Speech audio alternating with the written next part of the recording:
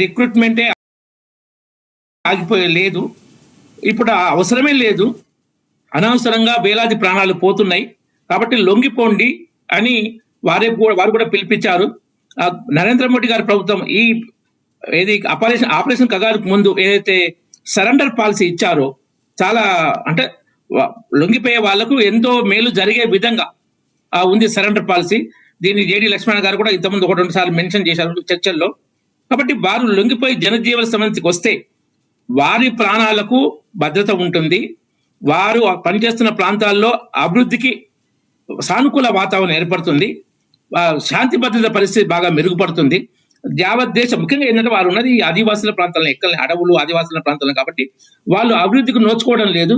Maoist presence వలన ఏ work పెద్దగా ఎత్తున జరిగే పరిస్థితి లేదు. కాబట్టి ఆ మావోయిస్టులు జనజీవన స్రవంతిలో కలిసిపోతే, మావోయిజం అనేది లేకుండా పోతే అభివృద్ధికి ఆటంకం అనేది ఉండదు. ముఖ్యంగా ఏంటంటే ఈ అణగారిన వర్గాల్లో ఆదివాసీలు కూడా ప్రథమ స్థానంలో ఉన్నారు. వాళ్ళకు ఈ అభివృద్ధి అవసరము.